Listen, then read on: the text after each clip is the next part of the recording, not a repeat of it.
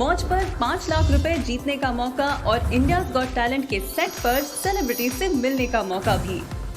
#मौज बना हिट हो जा पर वीडियोस बनाओ और हिट हो जाओ। नमस्कार, वन इंडिया हिंदी में स्वागत है। मैं हूं राम विश्वकर्मा।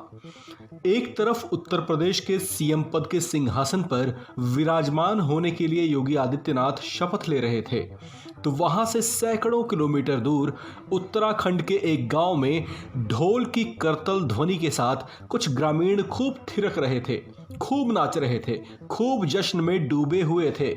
आखिर इनके लिए ये हर्षित होने का मौका पूरे 5 साल बाद जो आया था, क्योंकि इसी गांव का एक बेटा जो इन्हीं में से एक था, आज दूसरी बार उत्तर प्रदेश के मुख्यमंत्री पद की शपथ ले रहा था। आदित्यनाथ बैरागी भले हो गए हैं, भले ही उन्होंने भगवा चोला धारण कर लिया हो और भले ही वे सांसारिक और पारिवारिक लगाव से बंधन मुक्त हो चुके हों, लेकिन उत्तराखंड के पंचूर गांव के लिए वे आज भी उनके बेटे और भाई हैं। उनसे लोग आज भी उतना ही लगाव और अपनापन रखते हैं जितना पहले रखा करते थे। तभी तो उनके शपथ की खबर मिलते ही वे खुद को थिरकने से रोक ना सके। गांव में मानो होली और दिवाली एक साथ मनाई जाने लगी।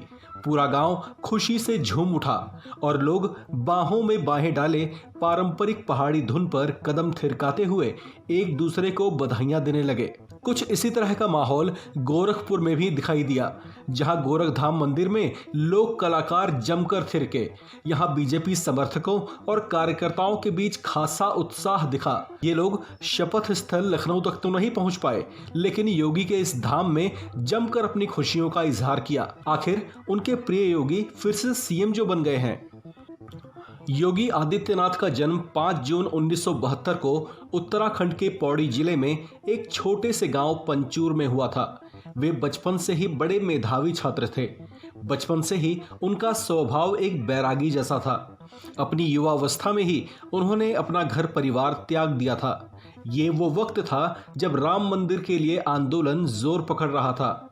योगी भी इसमें शरीक होने के लिए चल पड़े और उनके कदम वहां थमे जो इनके जीवन में एक नया मोड़ लाने वाला था।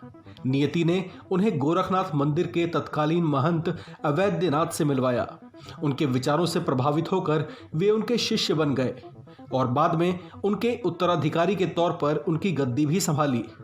यहाँ अब वे अजय बिष्ट से योगी आदित्यनाथ बन गए थे। योगी आदित्यनाथ ने 1998 में राजनीति की ओर रुख किया और गोरखपुर से ही सबसे कम उम्र के सांसद के तौर पर चुने गए।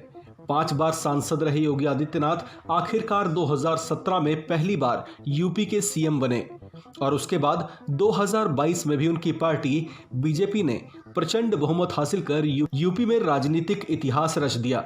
उनकी सरकार की सफलता ने उनके अपनों और समर्थकों में जोश भर दिया है। उनके शपथ के बाद से ही उत्तर प्रदेश जैसे जश्न में डूब चुका है। इस खबर में फिलहाल इतना ही।